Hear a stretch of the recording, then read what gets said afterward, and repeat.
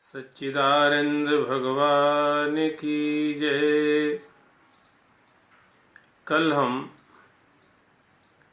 ज्ञान इंद्रियों के ऊपर चर्चा कर रहे थे।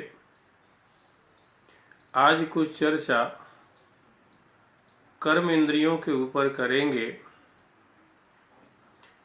जैसा कि आप सब जानते हैं, भगवान ने हमें 10 इंद्रियां दी हैं, 5 ज्ञानेंद्रियां और 5 कर्मेंद्रियां, और सब इंद्रियों में उनके देवता बैठे हुए हैं। पर देवताओं का जो स्वभाव है वो भोग का है।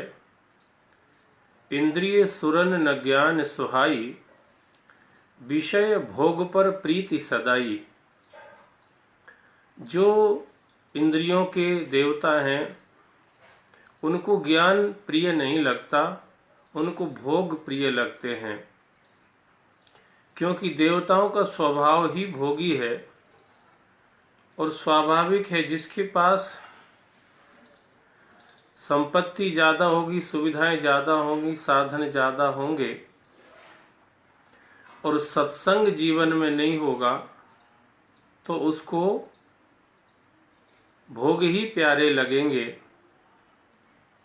ये देवता खुद स्वीकार भी करते हैं, हम देवता परम अधिकारी, पर स्वार्थ रत प्रभु भगति विसारी। भव प्रवाह संतत हम परे, अब प्रभु पाए शरण अनुसरे। तो देवता खुद ये समझते हैं कि हमारी स्थिति ऐसी है कि हम स्वार्थ से ही नहीं उबर पाते, क्योंकि भोगी जो है वो स्वार्थी होगा ही सही। भोगी की भोग की प्रवृत्ति जो है वो उसको स्वार्थ में धकेलती है। स्वार्थ के बिना भोग मिलते नहीं हैं और भोग उसकी आसक्ति है, इसलिए उसको भोग चाहिए ही सही। पर विचार करते हैं तो देखते हैं, महाराज अयाति अपने छोटे पुत्र पुरु की जवानी लेकर के संसार के भोग भोगते हैं, पर हजारों वर्ष भोग भोगने के बाद भी उनको कहीं उससे तृप्ति नहीं होती है। तब उनको समझ में आता है, भोगाः न भोक्ताः वयमेव भोक्ताः, तृष्णा न जीर्णानि वयमेव जीर्णानि। जब ये समझ में आ गया कि विचार करते हैं तो ये लगता है हमने भोगों को नहीं भोगा है, सच्चाई तो यह है कि भोगों ने ही हमें भोग लिया है। और इसलिए आप देखते हैं भोग अनादिकाल से ही हैं और अभी तक भी हैं, और इससे लगता है कि आगे भी रहेंगे, पर भोगने वालों का अता पता नहीं है, कहाँ से कहाँ चले गए। बजते थे जिनके नाम से डंके तीनों लोक में, अब चुप पड़े हैं मरघटों में हूँ और हाँ कुछ भी नहीं। ये स्थिति है। तो ऐसा समझ करके तब आदमी का विवेक जगता है और उसको लगता है कि नहीं, हमें ज्ञान का आश्रय लेकर के, सत्संग का आश्रय लेकर के और अपनी इन इंद्रियों को भोगों से निकाल करके भगवान में लगाने की जरूरत है। तभी हमें वो सुख प्राप्त होगा जो हमारी स्थायी संपत्ति होगी, स्थायी दौलत होगी। क्योंकि सुख स्वरूप रघुवंश मणि मंगल मोद निधान, भगवान सुख के स्वरूप हैं और वो हमेशा रहने वाले हैं। इसलिए जो भगवान से जुड़ जाता है वह उस सुख को प्राप्त कर लेता है, जो सुख उसकी हमेशा की संपत्ति बन जाती है। नहीं तो अगर हम ये काम नहीं कर पाए मनुष्य जैसा देव दुर्लभ शरीर पा करके, तो फिर हम भोगों के कारण से विषयों के शिकार हो जाएंगे और परिणाम ये होगा कि विषय कुपथ पाए अंकुरे, मुनिन हृदय का नर बापुरे। ये जो मानसिक विकार हैं, अहंकार, काम, क्रोध, लोभ, मद, मोह, मात्सर, ईर्षा, छल, कपट, राग, द्वेष, ये जो विकार हैं हम इनके वशीभूत हो जाएंगे और परिणाम ये होगा कि एक व्याधिवश नर मरै ये असाधि बहु व्याधि, और पीड़ह संतत जीव कहाँ सो किम लहे समाधि। ये एक एक मानस रोग इतने खतरनाक हैं कि एक ही अगर हमें पकड़ ले तो हमारे अनंत जन्मों को बिगाड़ सकता है। फिर इतने सारे अगर इकट्ठे होकर लग जाएं तो फिर जीव की क्या दुर्गति होगी। तो इसीलिए नर्तन पाए विषय मन देई, पलट सुधाते सट विष लेई, ताहे कभू भल कहे न कोई, गुंजा गहे परशमण खोई। नर्तन भव बारिद कहाँ बेरो, सन्मुख मरुत अनुग्रह मेरो। करण धार सदगुरु दृढ़ नावा, दुर्लभ साज सुलभ कर पावा।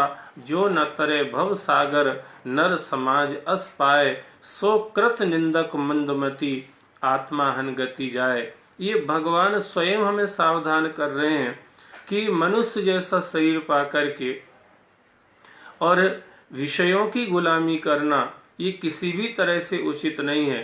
ये तो ऐसा होगा जैसे कहावत में कहते कि आदमी अपने हाथ से अपने पांव पे कुल्हाड़ी मार लेता है, या स्वयं आदमी आत्महत्या कर लेता है। मृत्यु तो एक दिन होनी है, पर फिर भी स्वयं आत्महत्या करके मर जाना, ये विषयों को भोगने की जो प्रवृत्ति है इसको भगवान ऐसा कहते हैं।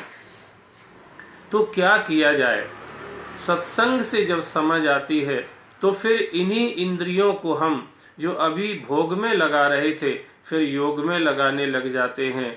आप सब जानते हैं, सत्संगी हैं, भगवान का एक नाम योगेश्वर भी है, भगवान का नाम एक नाम योगीश्वर भी है। भगवान ये कहते भी हैं, तपस्विभ्यो अधिको योगी, ज्ञानिभ्यो अपि मतो अधिकाः, कर्मभ्यश्च अधिको योगी, तस्माद् योगी भव अर्जुन।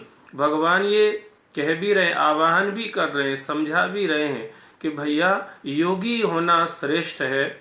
यहाँ तक कि तपस्वी, ज्ञानी और कर्मी से भी भगवान योगी को श्रेष्ठ कह रहे हैं। इसलिए हम योग से जुड़ें। योग से जुड़ेंगे तो योगेश्वर से जुड़ जाएंगे, योग से जुड़ेंगे तो योगीश्वर से जुड़ जाएंगे। और भगवान चिन्मय है, अविनाशी है, सदा एक रस रहने वाला है, सच्चिदानंद रूप है वो। उससे जब हम जुड़ेंगे तो हमारा सुख, हमारी शांति, ये सब कुछ हमारा स्थायी हो जाएगा। इसलिए महाराज अम्बरीश को आप देखें तो उन्होंने अपनी इन सारी इंद्रियों को भगवान की सेवा में लगा रखा है। हाथों से भगवान के मंदिर का मार्जन करते हैं, हाथों से भगवान के मंगल विग्रह की सेवा करते हैं, भगवान के चरणों में गिर कर के माथा रख देते हैं।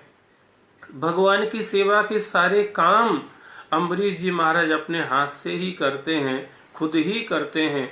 अपनी हर इंद्रिय को, चाहे वो ज्ञान हो इंद्रिय हो या कर्म इंद्रिय हो, भगवान से जोड़ रखा है। उसका लाभ देखिए, हर राजा को अपने राज्य की सीमा की चिंता रहती है और कई बार उसको संघर्ष करना पड़ता है अपने राज्य की सुरक्षा के लिए। पर इन्होंने अपनी इंद्रियों को भगवान की सेवा में लगा दिया तो भगवान ने अपने सुदर्शन चक्र को इनकी सुरक्षा में लगा दिया। और इससे भगवान ये संकेत कर रहे हैं, जो भी हमें इस तरह से समर्पण करेगा उसकी सुरक्षा योग क्षेमम वहाम अहम, ये फिर हमारे हाथ में होगी। तो ये बहुत फायदे का सौदा है, ये हम सबको करना चाहिए। कैसे करें, थोड़ा सा हम संकेत करते। जैसे भगवान ने हमको वाणी दी है, कैसे इसको भगवान से जोड़ें? प्रभु जी ने हमको वाणी भी दी है, कीर्तन करते जइयो रे लागे ना रुपैया, राम राम राम राम कहियो रे लागे ना रुपैया।